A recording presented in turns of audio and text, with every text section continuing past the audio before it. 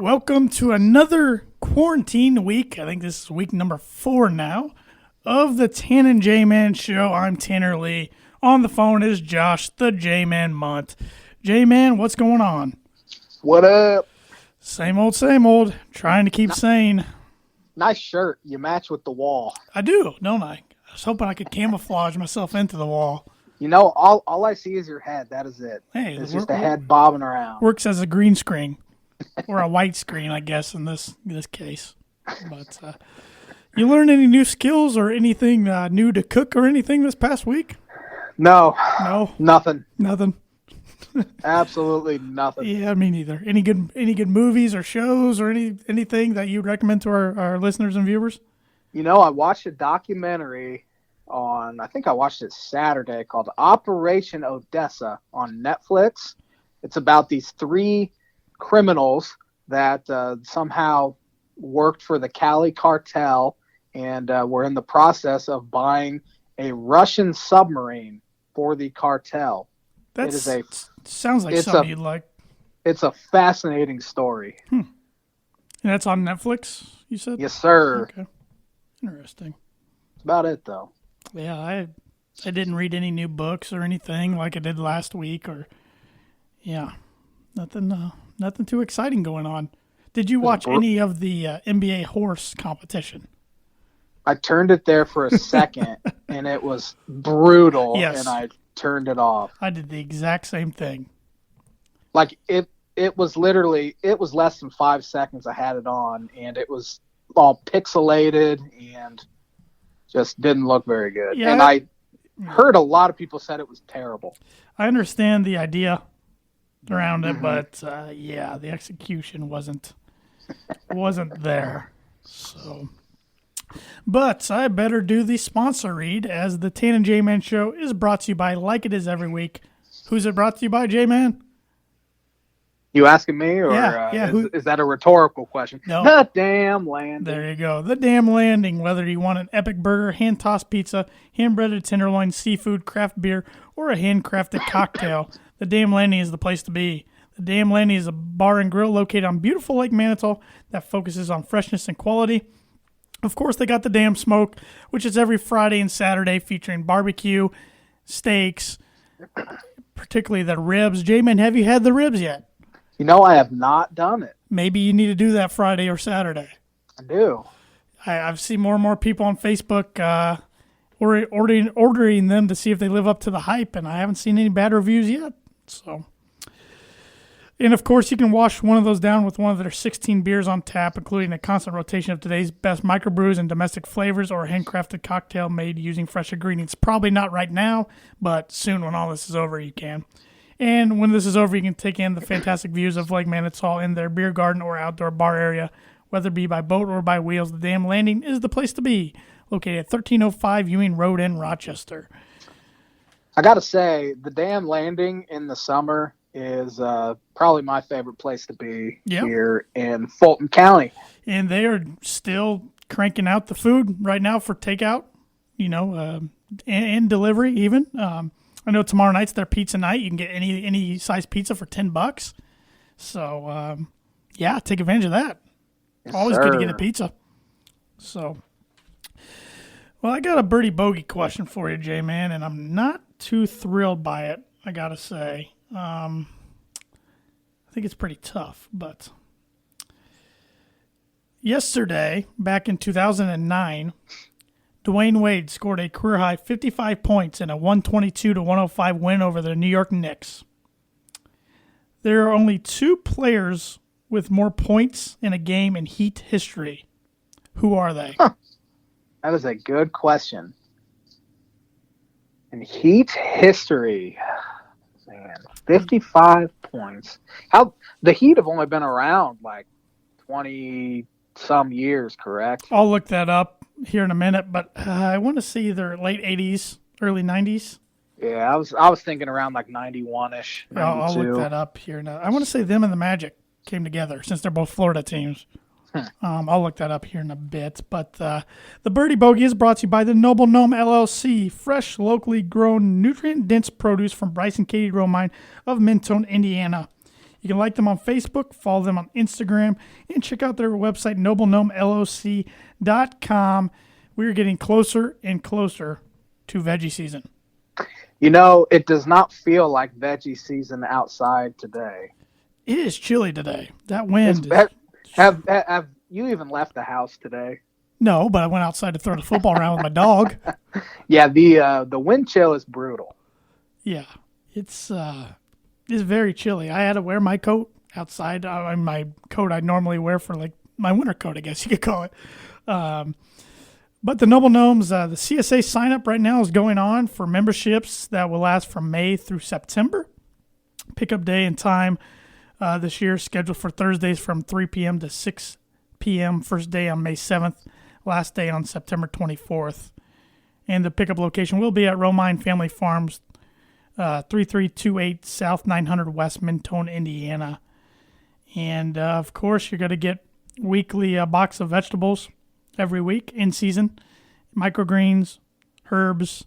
I mean, right now they got beets, cabbage, carrots, cauliflower, cucumbers, eggplant, herbs, kale, kohlrabi, lettuce, melons, microgreens, onions, peppers, radishes, spinach, summer squash, salad mix, sweet corn, Swiss chard, tomatoes, turnips, and winter squash.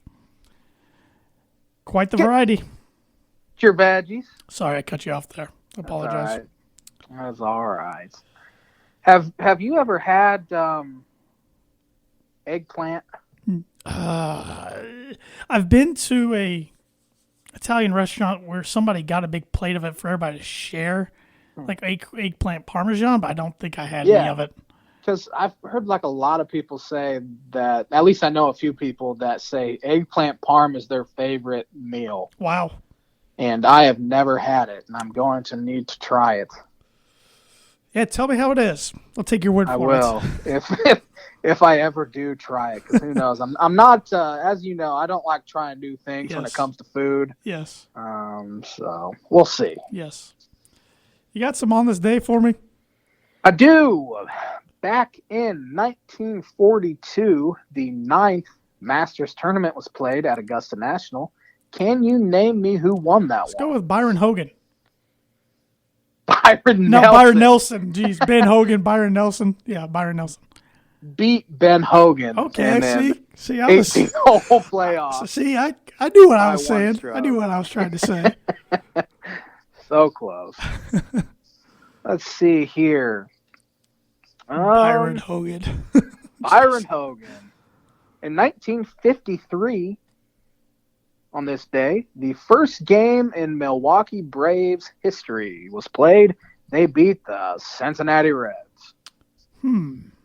1953. On this day in 1954, Milwaukee Braves Hank Aaron played his first career game. He was pretty good. He wasn't bad. I actually have a short story about Hank Aaron. So my grandpa and my grandma and my mom and her older brother, before her younger brother was born, used to like travel around and go to baseball games and parks and stuff. And my grandpa was telling me they went, I don't know if the Braves were in Atlanta yet at this point, but he was saying they went to a Braves-Giants game, and it was Hank Aaron against Willie Mays. That's pretty incredible. Yeah, that would have been awesome. My mom was probably like 6. I think my dad back in the 80s, I want to say it was the 80s, was out in Phoenix one time. I went to an Arizona State baseball game and saw Mark McGwire and Barry Bonds. And Barry Bonds? Yeah. That's cool. Yeah. They liked, maybe that's when they started their steroid use. Good possibility. On this day in 1963, old Pete Rose recorded his first career Major League base hit. He tripled. Another good one. Another good player. Yeah. Should he be in the Hall of Fame? Yes. I agree. On this date in 1969, the 33rd Masters tournament was played. Who won that tourney? I don't think you're going to get this one. Oh, crud. How about Raymond Floyd? No, it was George Archer. Never heard of him. It was his only major. Okay. Good for you, George. What about on this day in 1970? Who won the Masters? How about Arnold Palmer? Incorrect. Billy Casper. I have heard of him. I'm really good with Masters trivia in the 90s and the 2000s. I struggled before then. So. Well, you know what? We'll get to that. Good. Because there's quite a bit of sure. Masters. Yeah. I cried a tear or two yesterday, since yesterday should have been Masters Sunday. So. You know, I will give you credit. Your social media post hitting the golf balls yesterday with your pup was pretty good. Well, the funniest one was the one that actually went in the cup because he didn't know what to do.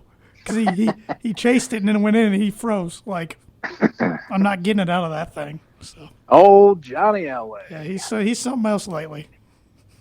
How is he handling the quarantine? I don't think he likes having me around as much as I thought he would. He probably sleeps less, I bet. Yes, because I'm loud. I play music or listen to a podcast while I'm working, and I don't think he sleeps very well. But you never know where he's going to be sleeping. He could be in the bedroom, the guest bedroom, the couch in the living room, on the kitchen floor by me working. He's all over the place. So, be honest, I could probably sleep anywhere right at this moment. Well, let's get back to on this day. On this day in 1975, who won the Masters tournament? 75?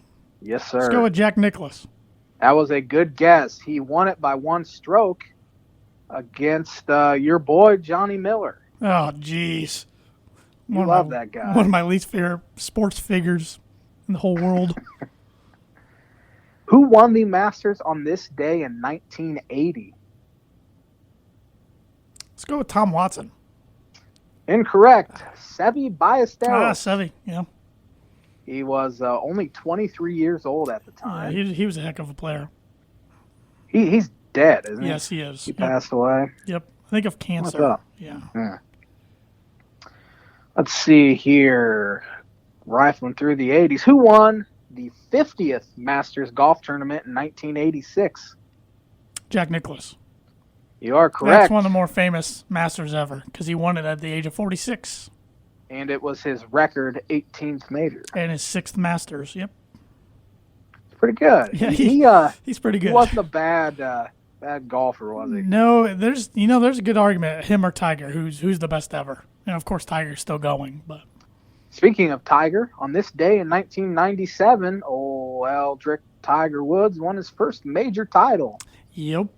And a record 12 strokes ahead of Tom Kite. Yeah, he smashed everybody. And he was at a very young age, and the world was really introduced to the phenom that is Tiger Woods. On this day in 1997, the Hartford Whalers played their last NHL game. Where did they go after that?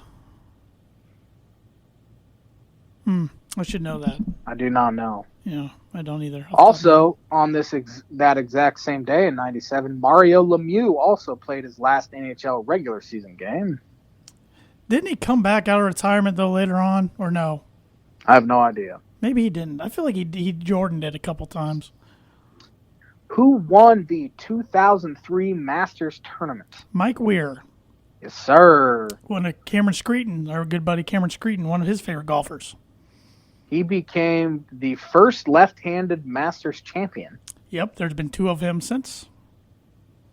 On this date in 2004, Barry Bonds hit his 661st career home run, passing his godfather Willie Mays on the MLB all-time list. I always forget that Willie Mays is his godfather.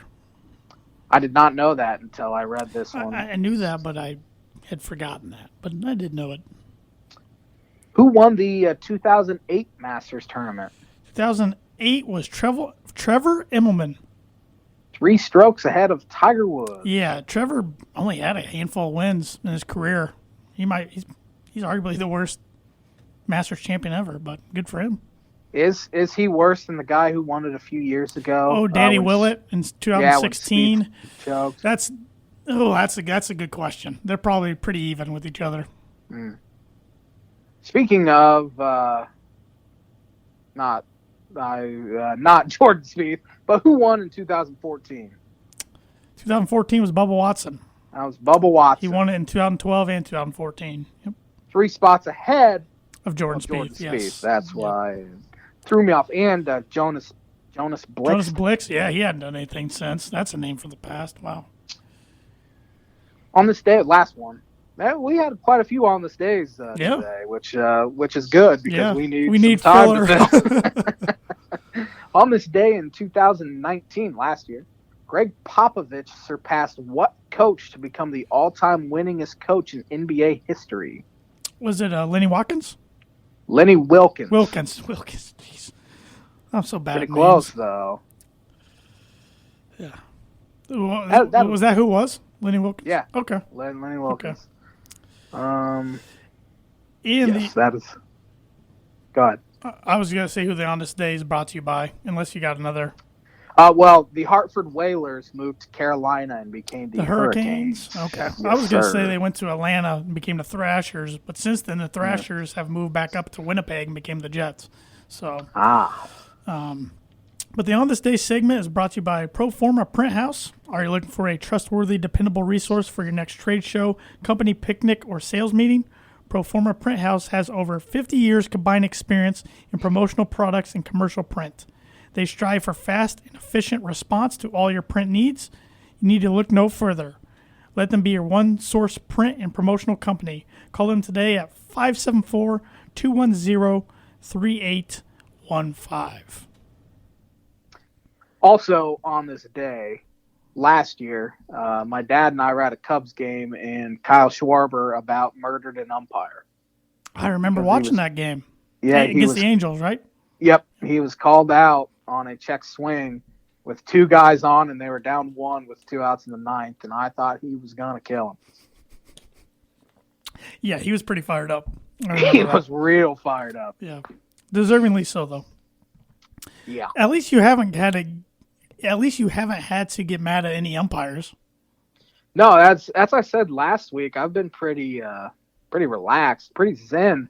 I did stub my pinky toe and lashed out a little bit as I would against an umpire. Stubbing toes is the worst. Or hitting toes on like the corner of a table or something. Yes, that's exactly what I did. Yeah, but thank you to everybody watching on the ISC Sports Network right now and live on Facebook on the ISC Sports Network page. I've also shared on the Tan J Man Show Facebook page and my personal one. Leave any comments or questions. Feel free, and I got it up here. So if you want to say anything, please just send them our way. But we do have a few news points to go over, J Man. One of them involves Drew Brees.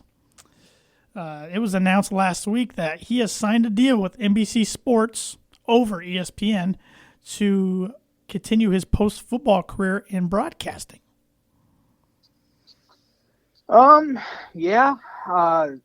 He is going to do Notre Dame games, doesn't he? He's going to start off as a Notre Dame in-game analyst. So I don't think that means he's in the booth.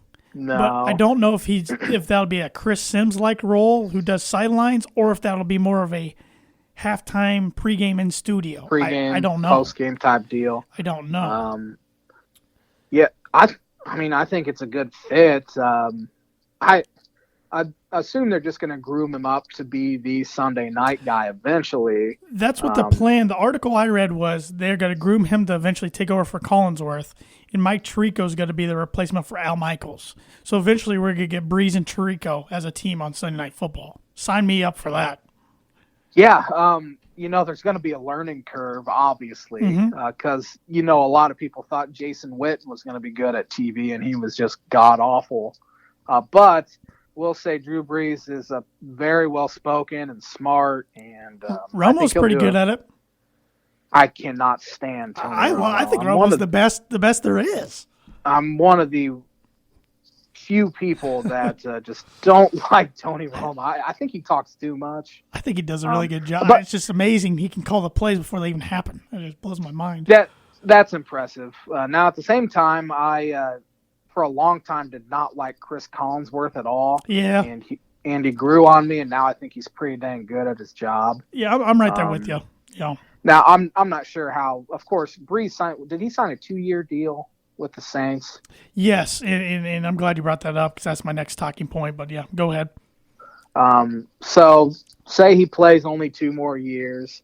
He'll probably do the Notre Dame thing for, I would say, a couple years. Collinsworth just turned 61, so who knows how long he wants to do it. I don't know how old Al Michaels He's is. 74, 75, I believe. Al Michaels turned 76 in November. So he's 75. So he's 75. And he does a great job. He's a legend. So who knows how long he's going to do it. But, yeah, I've always been a big fan of Tirico. Yep. So I think it'd be a good match. I actually think Drew Brees' last year playing football will be this year. I think he did a 2-year contract more for a team's sake, money-wise. I forget how it all works out. Which brings me to the point. I have Notre Dame's football schedule up here for 2020, 2021, and 2022. This is all assuming we still have a football season. Yes, at least this year for 2020. I think we're pretty safe for 2021. I would say, but who knows? I don't know. But for 2020, the reason I'm going over this is really more just filler.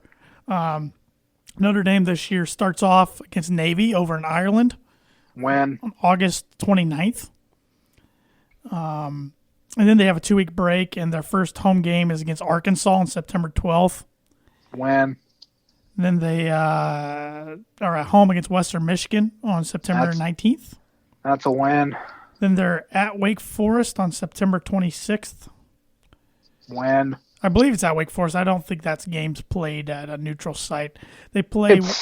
They did play at Wake Forest a few years ago. Okay. Was that last year or 2 years ago? I would think it would be 2 years ago, but yeah. They play Wisconsin at Lambeau Field on October 3rd. That'll be a good one. They host Stanford on October 10th. They play at Pitt on October 17th. They host Duke on Halloween on October 31st. They host Clemson on November 7th. They go to Georgia Tech on November 14th. They host Louisville on November 21st. And they go to USC on November 28th. Did you say that they host Clemson? Yes. Be a pretty good one. Yeah. But 2021, presuming we have a football season this year and Drew Brees hangs them up after this year, Notre Dame opens up the 2021 season on a Monday night game, so it's a Labor Day game, at Florida State. Then their first home opener, or their home opener, is against Toledo on September 11th. And this would be an interesting one with Drew on the call. Then Purdue travels to Notre Dame on September 18th that year. That would be the first time they've played them since 2014. Then they play Wisconsin at Soldier Field the following week. So that's back-to-back years, Lambeau and Soldier Field. Then they host Cincinnati. That's Cincinnati Bearcats. Then they go to Virginia Tech. Then they host USC. They host North Carolina. They host Navy. They travel to Virginia. They host Georgia Tech, and they travel to Stanford. I don't know if I'd categorize that as a difficult schedule, but it's definitely a schedule. And then in 2022, say Drew plays 2 more years, then decides to get into this. This is a big Week 1 game. They travel to the Horseshoe in Week 1 to play at Ohio State. Then they host Marshall. They host Cal. They host Stanford. They host UNLV. They host Clemson. That's 5 home games in a row. I was going to say, how many home games in a row? Well, now that I look at that, there are some down at the bottom to be announced date-wise. Oh. They also go to USC. The 4 to be announced are at North Carolina, Boston College at home, at Syracuse, and at Navy. That's the easiest schedule I have ever heard in my life. Well, they're got like a joint partnership with the ACC, and the ACC's not very good at football right now. Awful. So, has it ever really been great? Well, I mean, Virginia Tech and Florida State and Miami used to be really good. Yeah, but Miami was good in the Big East. They've never been good in the ACC. That's right. That's really? Right. I mean, you're a Hurricane fan. You should know this. Come on. I am ashamed that I did not know this. Now, Clemson really wasn't great until 10 years ago or so. Now they've started this reign of terror. And going back to the Drew Brees NBC Sports agreement, what's this say about ESPN? Let's talk about swing and miss, swing and miss, swing and miss. I don't know. Be honest, I don't know if it has anything to do with money, because ESPN has boatloads of money. They still don't have a Monday Night Football crew, do they? No. As far as I know, they keep trying to replace those guys, and nobody wants the job.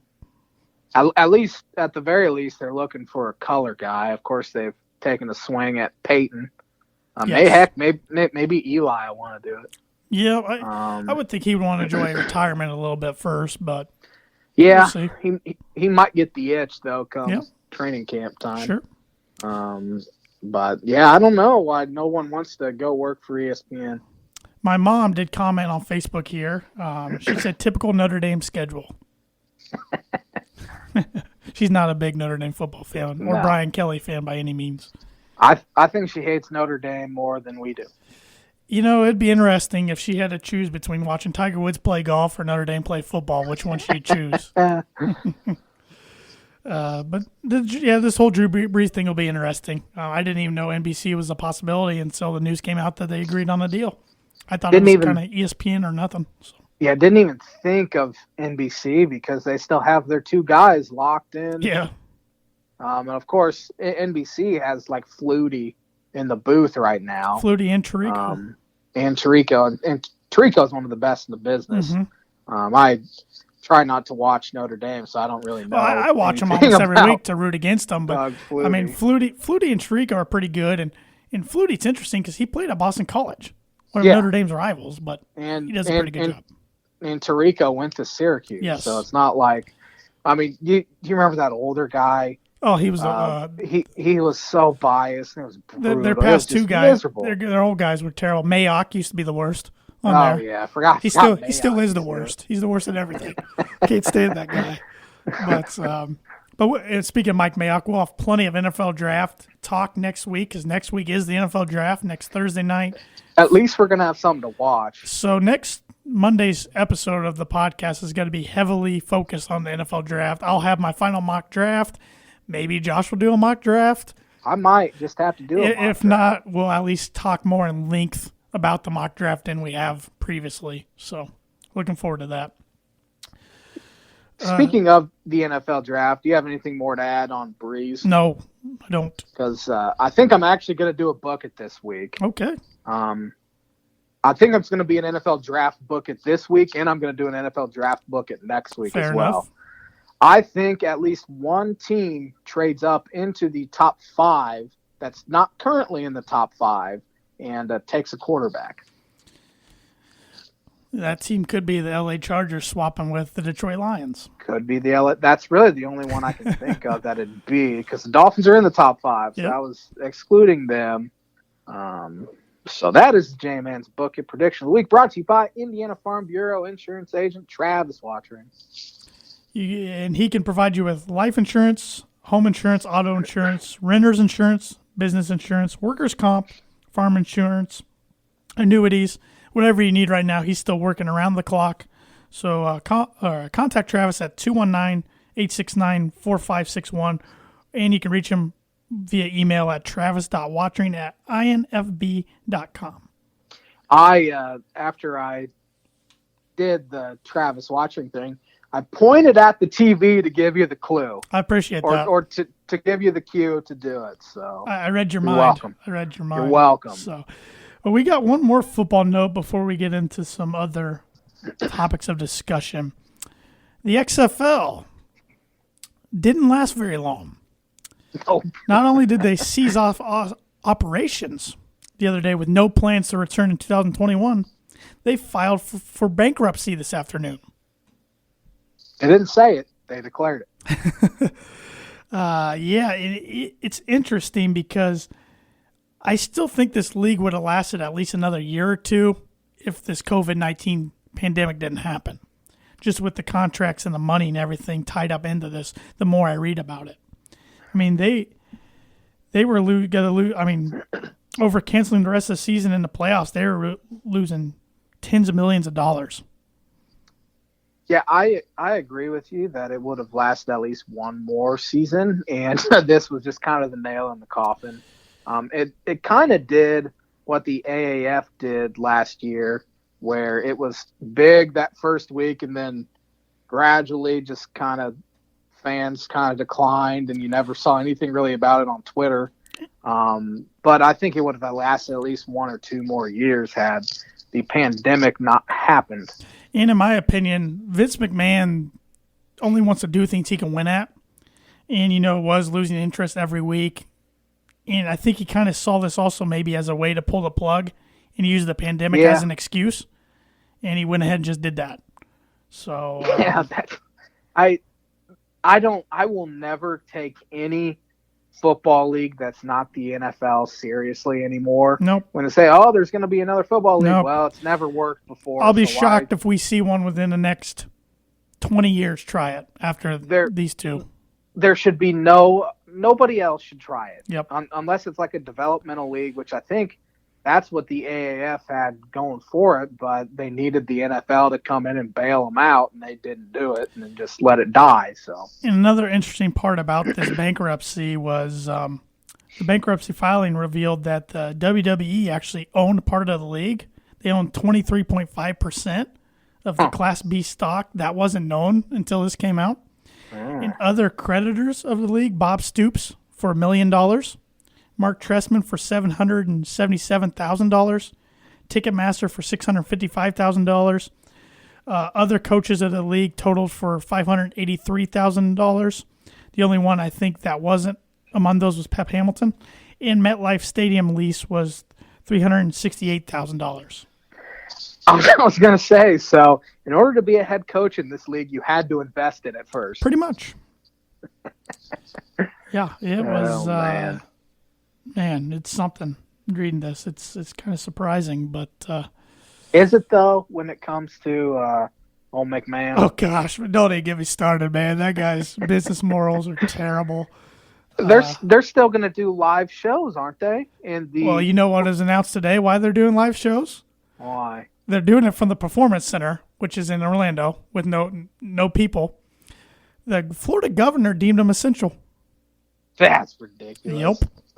Talk about politics, because Vinnie Mac's a big Republican. Uh-huh. So. Well, I read the performers are not happy with it. No, there was a positive case of COVID-19 that came out over the weekend. It was a commentator on TV a couple weeks ago during the WrestleMania taping. Of course, they didn't reveal who it was, and since then, that person has been quarantined and is for over 14 days or whatever, and has passed the virus and is better now. But I mean, come on, when's enough ridiculous. Enough? I mean, well, of course, not to get into politics or anything, but the Florida governor was one of the last people to actually put in a shelter-in-place order when he should have done it like 3 weeks before he did. I just don't understand why they don't, and I'm not trying to talk too much pro wrestling here. I apologize to everybody, but I want to finish my point here. I don't know why they didn't do what All Elite Wrestling's doing and just taped as much as they could for about 2 months worth and not doing live shows. Here you go for the next 2 months, and then we'll reevaluate after those 2 months, see if anything's changed. You could do it easily. Yeah. They could have done it easily. And you can do different things with, Zoom, Skype, FaceTime. Vince McMahon he's not a good human being. And he thinks he's immortal, pretty much. He couldn't care less about the people performing. He just wants the money. And as far as the WrestleMania, they lost $17 to $20 million on that event itself. He was the only person, they said, within the whole company who wanted to go on. Everybody else wanted to postpone it or cancel it. And nope, he wanted to keep going. So he's something else. I guess. But moving on, we did go ahead, or at least I prepared some trivia for you this week. I hope you prepared some for me. The J-Man did prepare 10 questions for you. I got 10 Chicago Cub questions for you this week, and I got to say, they are all over the map. I am excruciatingly nervous about this. I think you're going to do really good. I think you're going to do really good. I gave you some softball questions, but some other ones are kind of tricky. The softball questions are usually the ones I overthink and just don't get it right, so we'll see. Well, let's start off. I know how you love jersey numbers, and you're so good with jersey numbers. Awful at jersey numbers. I know. What numbers do the Chicago Cubs have retired? 31. Yes, and those are two players, Greg Maddox and Fergie Jenkins. Fergie. Yep. 23. Yep. For Ryan Sandberg. 10. Ron Santo. Yep. 14. Ernie Banks, Mr. Cub. Yep. And 26. Billy Williams. You got it. And of course 42. Yes, I Jackie was. Robinson. Yes. Yeah, every team has that one retired. So, yep, you're 1 for 1. J-Man. All right, and these are career home runs hit specifically in a Chicago Cubs uniform. Oh, boy. Question. Sammy Sosa leads with 549, followed by Ernie Banks with 512. Billy Williams with 392. Ron Santo with 337, and Ryan Sandberg with 282. Who is sixth? Who is sixth? Man, that's a good question. Man, I'm between two guys that are probably not it. But I'm going to flip a coin, metaphorically, and go with Aramis Ramirez. You got it. 239 home runs. I was between Aramis and Derek Lee. I didn't see Derek Lee on there in the top. He might have been 10th. Really? And then Rizzo's 9th. Rizzo just hit. I think he just hit his 200. I'm actually going to go look it up real quick, Derek Lee. Unless you have a Derek Lee question on there, but of course you wouldn't tell me. So yeah. Okay, 2 for 2. And this question might be a little tricky. According to the website I used, they only had 3 minor league teams listed. They actually had 5 minor league teams listed for the Cubs, but 2 of them were like the lowest of the lows, so I'm not counting those. So name the Cubs' current single-A, double-A, and triple-A teams. They only had 1 listed for single-A, not 2 for some reason. Okay, so triple-A is the Iowa Cubs. Yep. Double-A is the Tennessee Smokies. Yep. There's 3 single-A teams, actually. They had 1, and it's the low-A team, so I should give it away. It's the low, so it'd be South Bend, correct? Yes. South Bend Cubs. You got it. And they also had Myrtle Beach Pelicans and Eugene Emeralds. For whatever reason, I didn't see the Eugene one on there at all, but the Myrtle Beach ones were listed until this year, and then they weren't listed. I don't know why. Huh. I don't know. I don't know. 3 for 3 so far. How many All-Star Game appearances did Mark Pryor and Kerry Wood have combined? Man, that's a really good question. Man, that's a great question. I think Pryor probably only made it once. I know Kerry Wood made it in whatever year the White Sox hosted. I'm pretty sure he gave a home run. That's a great question. I'm going to go with 3. You got it. Did I really? Kerry Wood in 2003, Mark Pryor also in 2003, and Kerry Wood in 2008. 2008, so I think in 2008, Kerry would have been a closer. Yeah, I was surprised. That was the year. Cubs had like 8 All-Stars that year because they were really good. I don't remember Kerry making it that year, though. I almost had a question about the 2008 All-Stars to name them, but I didn't do it. So, Gio Soto, I remember he was one of them. And Kosuke Fukudome was one of them. Kosuke was one, of course. This next question, you are 4 for 4 so far, doing really well. This next question is also an All-Star related question. In the year 2000, the Cubs had 2 All-Stars. One of them was Sammy Sosa. Who was the other one? In 2000. Who was good in 2000? Oh, man. Who was good in 2000? I'm just going to have to pull a name out of a hat. I am going to go. I don't think this guy was an all-star. Sosa? Who was on their pitching staff? Of course, Kerry Wood didn't make it that year because he already gave that one away. I'm going to go with Eric Young. Good guess, but no. Joe Girardi. Oh, Joe Girardi. Wouldn't even guess. I wouldn't even thought of him. That's a tough one. That was a real tough one. Who was the last opening day starter for the Cubs, not named John Lester or Jake Arrieta? That's a really good one as well. So this would have been 2014, I would guess. Because Lesser was in 15. I think Lesser was in 17, 18, and 19. Arietta was in 16. 2014. Who was in that rotation?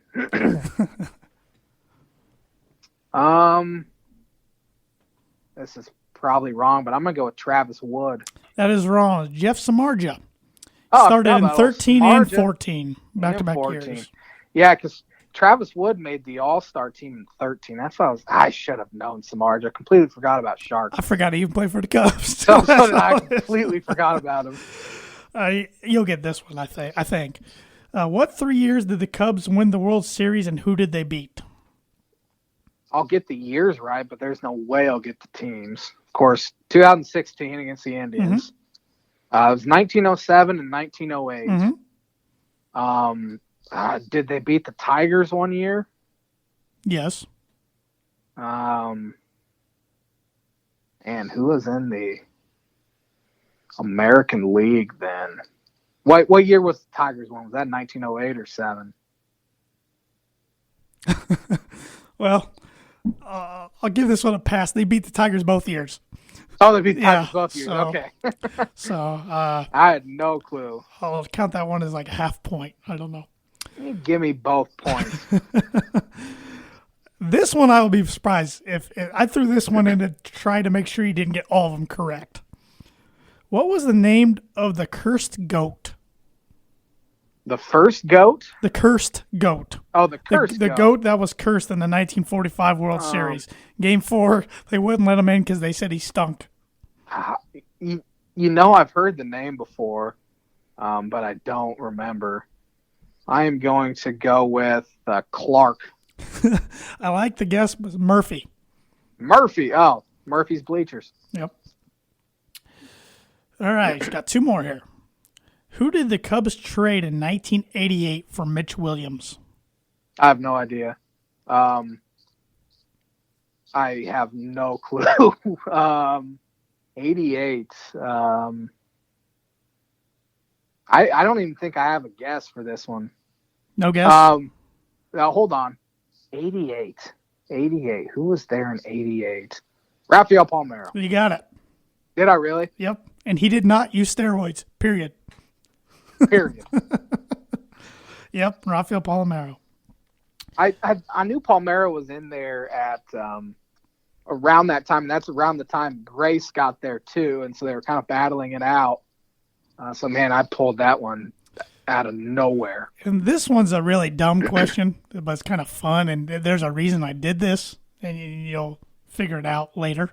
But and I'm taking it verbatim right off the website I got, so this is not my wording, but this forgettable Cubs announcer lobbied unsuccessfully to nickname slugger Sammy Sosa as Sam. The moniker didn't stick, and neither did he. Who was the announcer? It's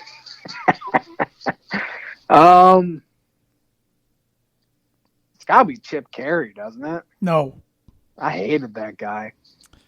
Didn't stick. It's got it. Huh. I'll give you the year he was the announcer, 1990 to 1995. Tom Brenneman. Yep. I hate that guy. That's exactly why I put it in here. That's exactly why I put it in here. I was thinking the Sosa years from like 97 to 2001 for some reason. I hate Tom Brenneman. That's exactly why I put it in here, because I knew you'd get fired up. I should have known. I'm stupid. What they used to do is Harry Carey would do like 4 innings TV, then he'd go do radio for 3 innings and then come back. So I think him and Tom would just switch. I was surprised when I read that Harry was only their, at least TV commentator, for only a couple years, really. I thought he was there for a long time. Well, actually, Lynn Casper, when the season starts, he'll be there just as long as Harry Carey was. Wow. He needs a restaurant named after him. He does. Call him Casper. Casper the Ghost. There you go. That's stupid. That was really dumb. I'm embarrassed for even saying it. I apologize. You got 5.5 correct. That's embarrassing. I think, because you started off, got the first started 4, off hot. Then you missed Girardi and Samardzija, and you got half a point for the World Series. You missed Murphy. I got a full point because I said the Tigers. You got Paul Romero. Fine. If you got a full point, you got 6. 6 out of 10. I'll take it. All right. So a lot of my Purdue basketball questions for you have to do with Gene Katie somehow. So prepare yourself. Oh, all right. This could be interesting. I'm ready. Question 1. How many Big Ten Coach of the Year awards did Gene Katie win? 7. Correct. Number 2. How many times did Purdue win at least a share of the Big Ten title with Gene Katie at the helm? I'm going to go with 8. 6. That was So a shot in close. the dark. Yep. Number 3, Purdue gives out a Mr. Hustle award every season. What player was this named after? Ooh. Can you tell me what year it was established? No. I will actually go look up, see what year this guy played. I didn't write down a ton of info. I just have the name. Let's see here. He played. Actually, he was a coach at one time. It looks like he was actually Purdue's coach in like the 50s and 60s. I don't know. So it must have been established, and he wasn't even a player. I screwed that one up. But who was this award named after? This is award Piggy Lambert? Ray Eddy. Oh, no. I could have guessed 25 guys and I got that. So I thought you'd know because they give out the award every year. I did not. Nope. Didn't know that. Number 4, Matt Painter was officially hired as head coach in 2005. Who was the leading scorer on his first team as head coach? 2000, so that would have been the 05-06 team. Yes.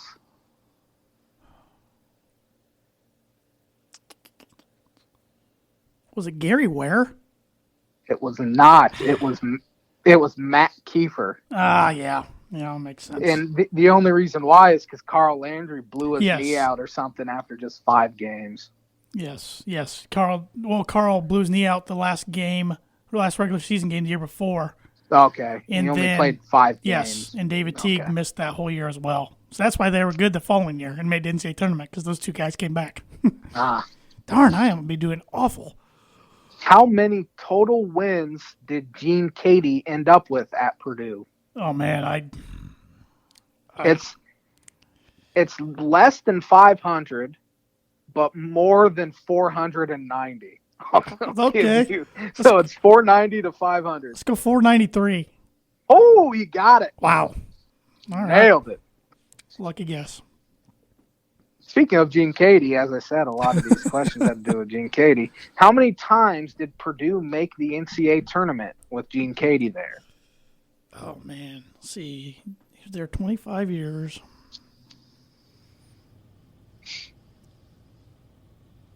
I'm going to go 19. Close. 17. I was in my That's guess how was many- 18. Dang it. How many I counted. There is only one Big Ten team Purdue has a losing record against in their history. Who is it? Ohio State. Ohio State. They are 88 and 91. Yeah, that's Pretty one close. team Matt's struggled against. So Can you name the top 5 scoring leaders in Purdue history in a career? Oh, Top man. 5 career scoring leaders. Do I have to They're do it in the only- order, or can I just throw 5 out? No, you can just throw 5 All out. right. They are the only 5 guys over 2,000 career points. Well, Etwan Moore, Yes. Rick Mount, Yes. Joe Barry Carroll. Yes. Those are your top 3, by the way. I've never heard of these other 2 guys. Yeah, I knew Glenn was close, but he didn't get there. Steve Scheffler. No.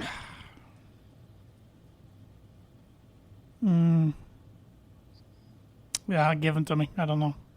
Troy Lewis One of the 3 amigos. Okay. Yep. and Dave Shellhouse. Oh, Shieldhouse. Shieldhouse? Yeah, I wouldn't have guessed him. I should Must have got have Troy missed him. Lewis. He was one of 3 amigos that graduated in 1988. Yep. Darn it. Number 9. Who was the last NBA player to make an All-Star appearance? Oh, man. Purdue grad, you mean, to make Yes. Sorry. This is a Purdue trivia. Yeah. Duh, that was a stupid question. Brad Miller. Brad Miller in On the 2003 Kings. Yep. and 2004. Pacer and King. Yep. This is not my favorite question I've ever thrown out here because I just don't like the question that much. Who is the all-time leader in games played? I think it's Ep1 More. It is not. Was it one time? It is Dakota Mathias. He must have passed him. I did not know that. 141 games played. Yeah. That makes sense. Let's see. I want to see how many. I think I got 4 right, I think. You got that one. Jeez. You got that one. 2, 3. You got 4 right. Florida's embarrassingly bad. I did better at the Broncos trivia than I did Purdue basketball. I thought you were going to do a lot better than I was going to. I'm very embarrassed. I will say, each of our questions are pretty dang tough. Yeah, they were. And when we're put on the spot like that, a little pressure with the camera and the time limit. Camera lights shining down upon you. You don't have that on you. Not I me. do. But I am currently sitting in my recliner, about to doze off, to be honest. Well, you got about 8 more minutes. So next week I will give you 10 Illinois basketball questions. All right, what do you want me to quiz you on? How about Purdue football next week? That's a good idea. Thanks. Completely forgot about Purdue football. Yeah, well, it's understandable. I will be horrendous at Illinois basketball. And then after that, it's Illinois football for you, so. That's not going to happen. It's not gonna. Fine, Miami Hurricane football. There you go.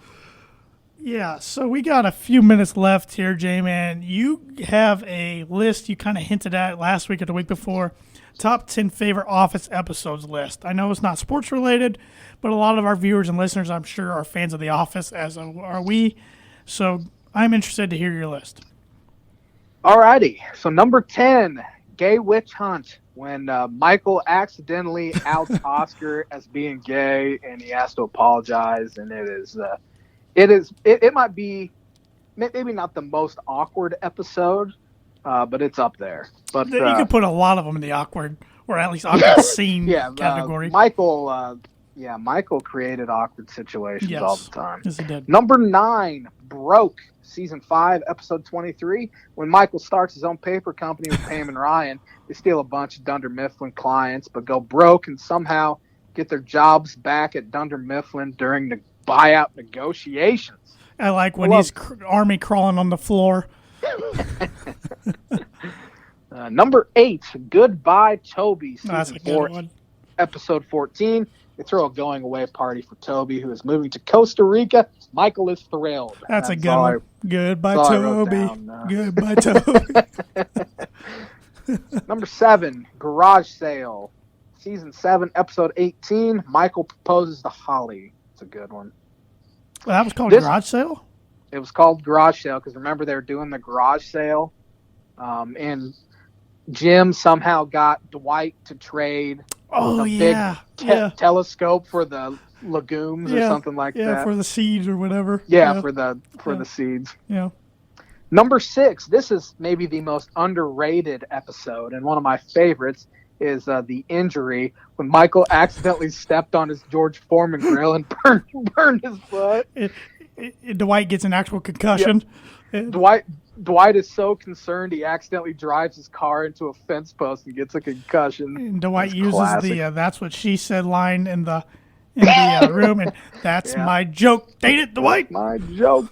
And they're in the MRI. Dwight is, and Michael tries to stick his foot in there. That's a classic one.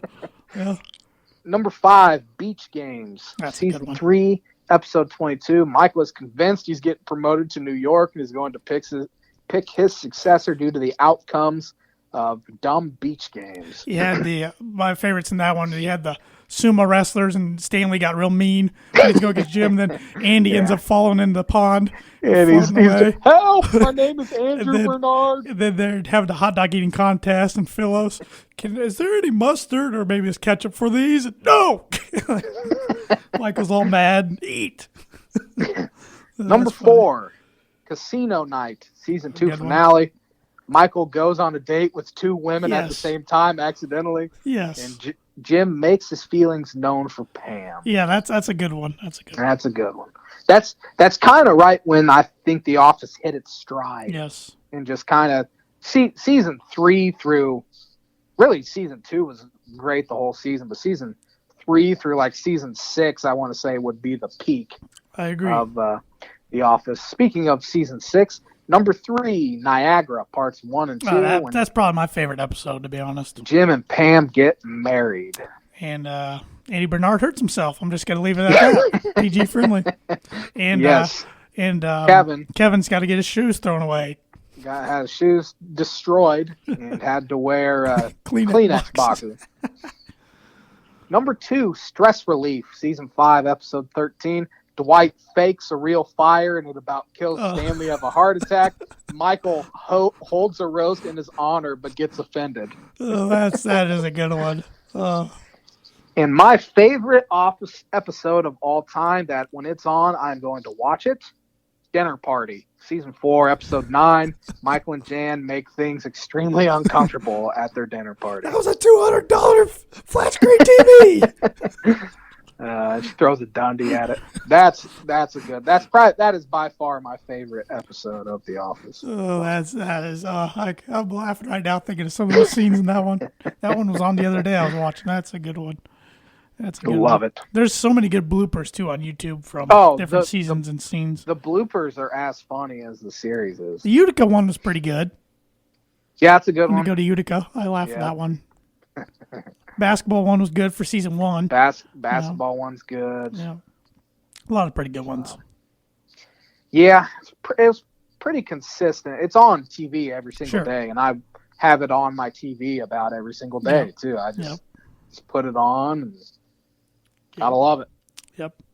Well, let's go back to the Birdie Bogey question here. Like I said earlier.